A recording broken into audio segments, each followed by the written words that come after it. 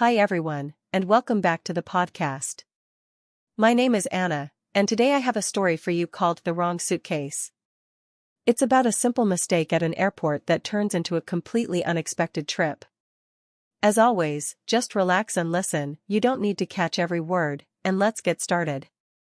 Sophie Carter landed at Copenhagen Airport a little after 9 in the morning, tired after a 5-hour flight and almost no sleep. She had spent most of the flight trying to work on her laptop, preparing slides for a marketing conference, but the man next to her kept talking loudly on the phone during the 1 hour when phone calls were actually allowed, and after that she simply gave up and stared out the window instead, watching clouds for 4 hours. She was in Denmark for 3 days, her first real work trip in almost a year, and she planned to go straight to her hotel, take a shower, and rest for an hour before her first meeting that afternoon. She walked through the airport half asleep, following the signs toward baggage claim, checking her phone for messages from her boss along the way. There were already 6 new emails, which she decided not to open until she'd had coffee. When she reached the conveyor belt, she stood near the front with dozens of other tired travelers, watching bag after bag pass by, none of them hers. A businessman next to her kept checking his watch every 30 seconds, which somehow made the wait feel even longer. Finally, after almost 20 minutes, Sophie spotted it, a black suitcase with a red ribbon tied to the handle, exactly like the one she owned. She grabbed it quickly, relieved, and rushed toward the taxi line outside, eager to finally get to her hotel. It wasn't until she reached her hotel room, almost an hour later, that things started to feel strange. The taxi ride had been slow because of morning traffic near the city center, and by the time she checked in, she was too tired to notice anything unusual about the suitcase itself. She lifted it onto the bed, unzipped it, and opened it, expecting to see her neatly folded clothes and her makeup bag sitting right on top, just like always. Instead, she found a pile of men's shirts, a pair of hiking boots, a thick paperback novel with a bent cover, and a small leather notebook full of pencil sketches, drawings of buildings, bridges, and quiet street corners. Sophie stared at the suitcase for a long moment, completely confused, checking the outside pocket, then the tag, before it finally hit her. This wasn't her suitcase at all. Somewhere in Copenhagen, a stranger was probably staring into her suitcase right now, just as confused as she currently was. She sat down on the edge of the bed and laughed, a tired, slightly panicked laugh. Of course this would happen today, of all days, when she had a meeting in less than 3 hours and absolutely nothing to wear except the wrinkled clothes she'd traveled in for 5 hours on a plane. For a moment, she considered just calling the airport and explaining the situation, but she suspected that would take far longer than she had time for. She picked up the small leather notebook instead, flipping through the sketches, curious despite the stress of the situation. Whoever owned this suitcase clearly liked to draw, and clearly liked to travel.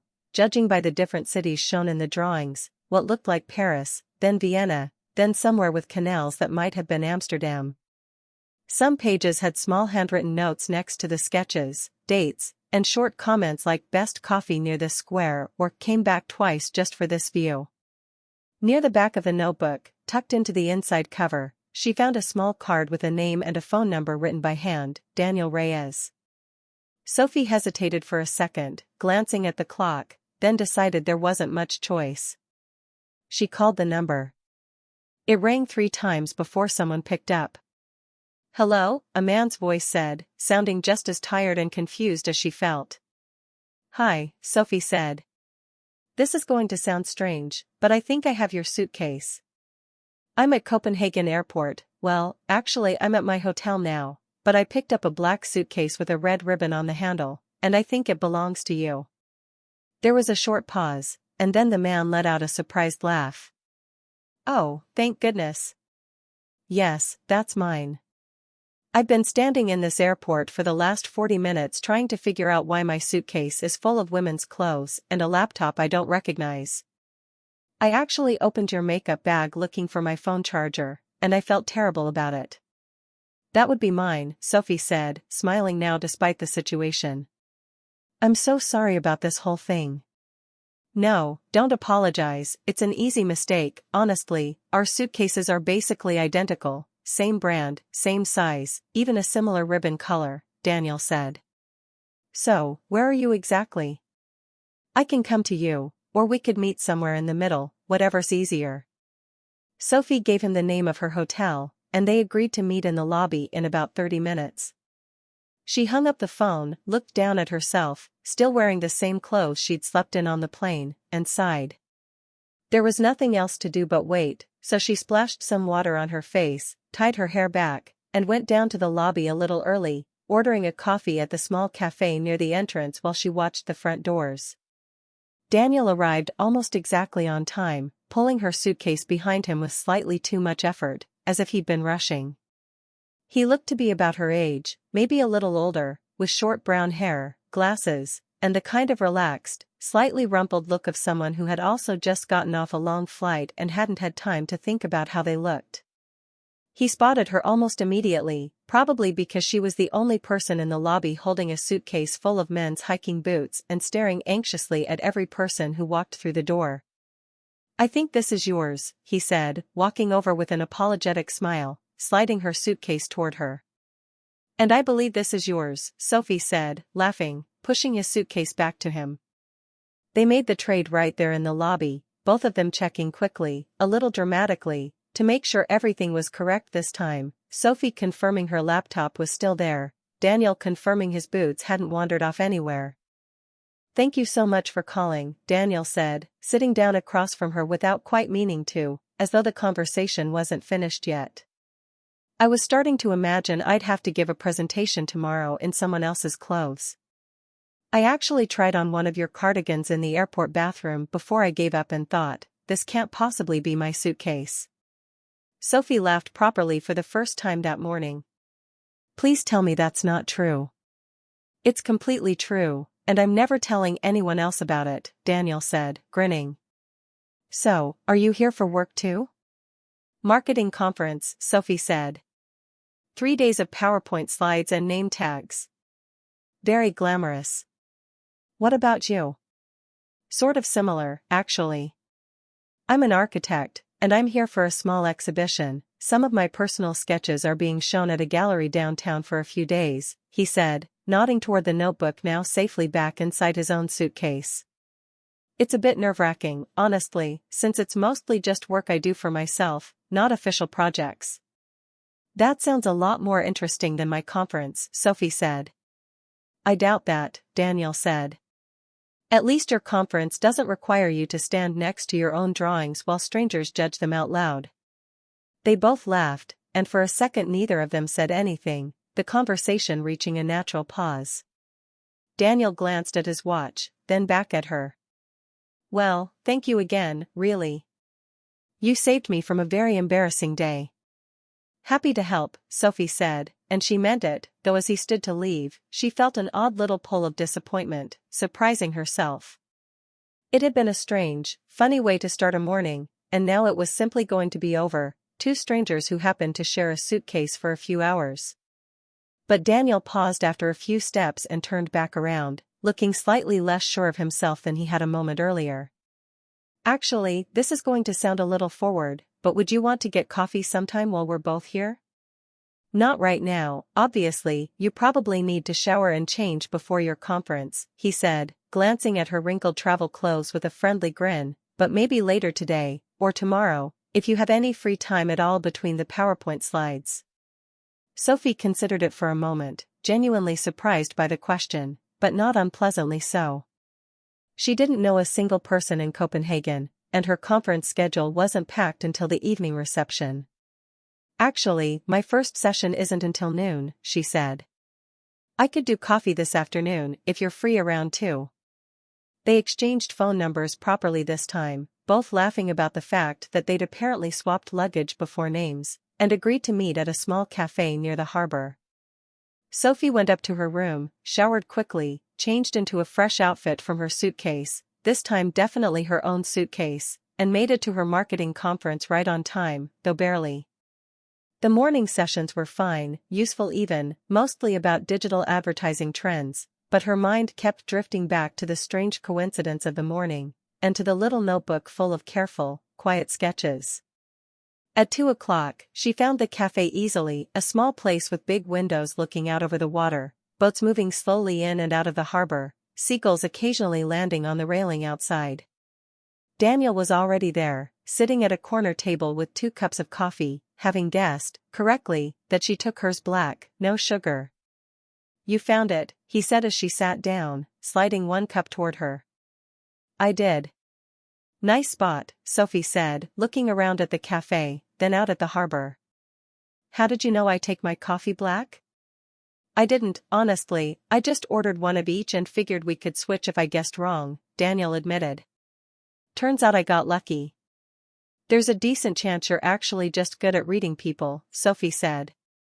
"Or I got extremely lucky twice in one day, first with the suitcase mix-up leading somewhere good, now with the coffee," Daniel said. "I come here every time I'm in Copenhagen, by the way. There's something about watching the boats that helps me think. I usually sketch here, actually, whenever I have a free hour." He nodded at his notebook, sitting on the table between them. "Can I see?" Sophie asked, and Daniel slid the notebook across to her without hesitation. She flipped through the pages slowly, more carefully than she had that morning, back in her hotel room. Some drawings were quick and rough, just a few lines capturing the shape of a building or the curve of a street.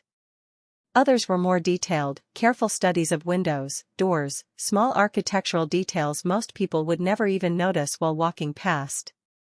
"These are really good," she said, and meant it. "I especially like this one," she added, pointing to a sketch of a narrow, crooked building squeezed between 2 much larger ones. "That's actually one of my favorites too," Daniel said, leaning over to look at it with her. "It's near the university. I walked past it every day for 2 weeks during a work trip a few years ago before I finally noticed how strange it looked compared to the buildings around it, and then I couldn't stop noticing it." "Is that how most of these happen? You walk past something and then suddenly you can't unsee it?" "Pretty much, yeah," Daniel said. "It's mostly just a habit at this point. I travel a lot for work, and drawing helps me actually pay attention to a place, instead of just walking through it on the way to another meeting. Otherwise, all these cities start to blur together in my memory, you know? Meetings and conference rooms all look the same, no matter what city you're in." "That makes a lot of sense," Sophie said. "I feel that way about hotel lobbies. I genuinely could not tell you which country I was in from a photo of most hotel lobbies I've stayed in over the past few years." Daniel laughed. "Exactly. So, tell me about the marketing conference. Is it as thrilling as advertised?" They talked for almost 2 hours, far longer than either of them had planned. Sophie told him about her job, about how she had gotten into marketing almost by accident after studying something completely different in university, biology, of all things, and how she still wasn't always sure if marketing was really what she wanted to do long-term, even though she was good at it. Daniel told her about becoming an architect, about the small firm he worked for back home, and about how this trip, and the exhibition specifically, was actually a pretty big deal for him professionally, one of his first real chances to show his personal sketches publicly, not just his official project designs and blueprints. "Are you nervous about it?" Sophie asked. "The exhibition, I mean." "A little, yeah," Daniel admitted, turning his coffee cup slowly on the table. "It's strange, showing people the sketches you make just for yourself, almost like a private habit. The official work, the buildings, the blueprints, that feels different somehow, more professional, more distant. But these," he said, tapping the notebook gently, "these feel a lot more personal. If people don't like them, it feels more like they're judging me, not just my work." "I think that's exactly why people will like them, though," Sophie said, thinking about it seriously now. "Nobody really wants to see another perfect blueprint at an exhibition. People want to see how someone actually experiences a city, what catches their attention, what they think is worth remembering when everything else fades away." Daniel looked at her for a moment, seeming genuinely thoughtful about what she'd said, almost surprised. "That's a really good way to put it. Maybe I'll steal that line for my exhibition speech tomorrow, if that's all right with you." "Feel free," Sophie said, smiling. "Consider it payment for the whole suitcase incident." Deal, Daniel said. Though honestly, I think I got the better end of that trade already. Before either of them realized it, it was almost 4:30, and Sophie had an evening networking event to attend back at her conference hotel. They walked back together partway, since their hotels turned out to be close to each other, talking easily the whole way, about travel, about cities they had both visited separately over the years, and about the strange habit some people had of judging an entire country based on just one bad experience at customs or one rude taxi driver. At one point, they got briefly lost trying to find a shortcut Daniel swore existed, and ended up laughing about it while retracing their steps back to the main street. "So, when do you fly back?" Daniel asked as they reached the corner where their paths would eventually split. "Day after tomorrow, in the evening," Sophie said. "You?" "Same, actually. My flight's around 6, Daniel said.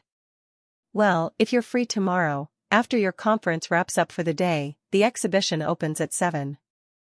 I could add you to the guest list, if you wanted to come see the sketches properly displayed, instead of squeezed into an old notebook or, worse, sitting inside your suitcase."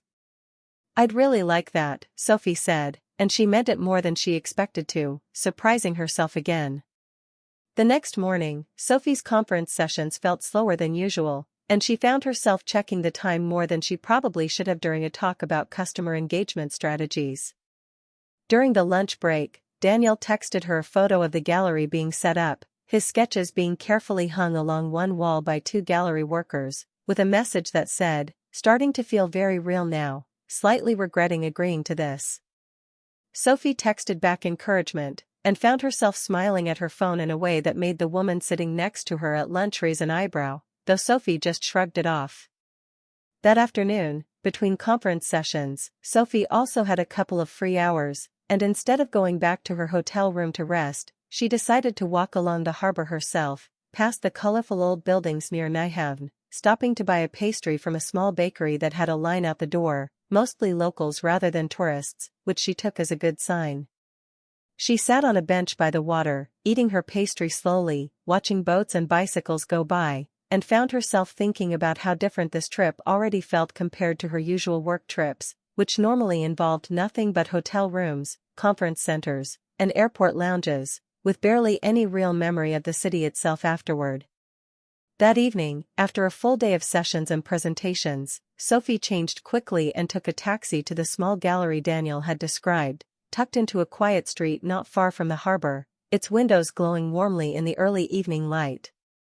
Inside, his sketches were framed neatly along one wall, the same buildings and bridges and street corners she had flipped through in his notebook the day before, now looking even more striking, larger, more detailed, carefully lit under small gallery lights. Daniel spotted her near the entrance and came over, looking noticeably more nervous than he had at the cafe, dressed in a proper dark suit this time instead of the rumpled travel clothes from the airport. "You came," he said, sounding relieved.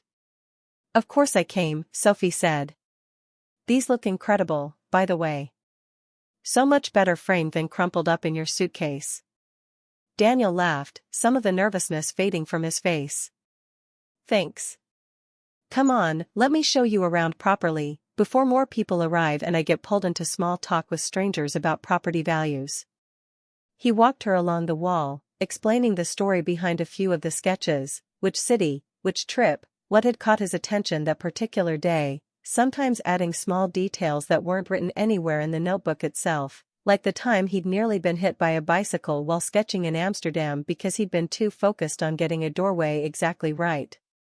Other guests came and went throughout the evening, some stopping to ask him questions about his technique or his choice of subjects, and Sophie stepped back a little each time, watching him talk, comfortable and confident now, clearly in his element in a way that was slightly different from the slightly awkward, apologetic man from the airport lobby the day before. Near the end of the evening, as the gallery began to empty out and the gallery staff started quietly tidying up the small refreshment table, Daniel found her again, standing near a small sketch of a harbor, boats lined up along a dock, very similar to the view from the cafe where they'd had coffee the previous afternoon. "Is this from yesterday?" Sophie asked, pointing at it. "This morning, actually. Early, before the conference," Daniel said. I couldn't stop thinking about the harbor from the cafe after we talked, so I went back before sunrise and drew it properly, before anyone else was around. It's my favorite one in the whole exhibition, Sophie said, meaning it. Then it's yours, Daniel said simply, already reaching to lift it carefully off the wall. Daniel, you can't just give away your own exhibition piece, especially not on opening night, Sophie said, laughing, though she didn't try very hard to refuse. I can do whatever I want with my own drawings. It's one of the few benefits of being the artist, he said, wrapping it carefully in paper from a nearby table while a gallery worker pretended not to notice. Besides, without you, I'd have spent this entire trip wearing hiking boots to business meetings and possibly one of your cardigans. This feels like fair payment, honestly, maybe even a discount considering everything. Sophie carried the small framed sketch back to her hotel that night, walking slowly along the harbor instead of taking a taxi, enjoying the cool evening air and the quiet streets. The next morning, before both of their flights, she and Daniel met one last time for a quick breakfast near the harbor, at a small bakery Daniel insisted had the best cinnamon rolls in the city, an opinion Sophie fully agreed with after one bite. They didn't talk much about anything important, mostly just easy, comfortable conversation about nothing in particular, the kind of conversation that happens naturally between people who already feel familiar to each other, even after only 2 days. As they said goodbye outside the bakery, both of them a little awkward about how to end things properly, Daniel finally said, "So, this is probably a strange thing to ask, but would it be okay if I texted you sometime?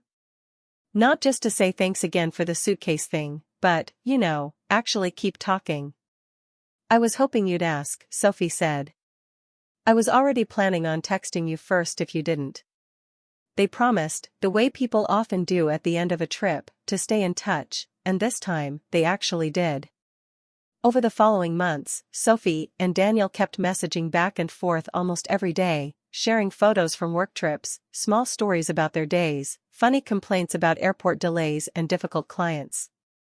Sophie started noticing small architectural details she never would have paid attention to before, sending Daniel photos of interesting buildings or doorways she passed on her way to work, and he would usually text back some small piece of history or context about the style, more than she ever expected to learn from random photos taken on her phone. Daniel, in turn, started sending her drafts of marketing emails he had to write for his firm, half joking that she was now his unofficial marketing consultant, though he genuinely used most of her suggestions.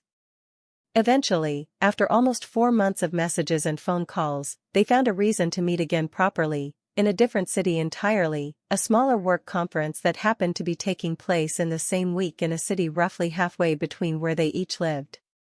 This time, they planned it on purpose, checking flight times together, choosing a hotel near each other, no suitcase mix-up required at all.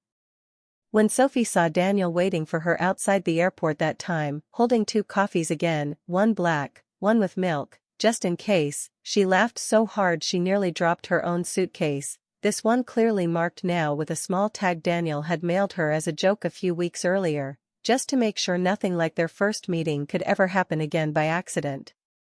The small harbor sketch from Copenhagen ended up on the wall of Sophie's apartment, right above her desk, where she saw it every single day while she worked, a small, quiet reminder of how one mistake at an airport baggage claim had accidentally turned into one of the best trips, and eventually one of the best parts, of her life.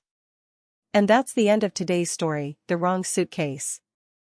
I really like this one. It's a nice reminder that sometimes the most annoying, inconvenient mistakes end up leading somewhere good, if you just stay open to it instead of getting too frustrated. Before you go, think about this for a moment. Has a small mistake or inconvenience ever turned into something good in your own life? Maybe a missed train, a wrong address, a mix-up like Sophie and Daniel's, or something else entirely? Thank you so much for listening today. This has been Anna, and this is the podcast. See you in the next episode. Take care, and keep practicing your English.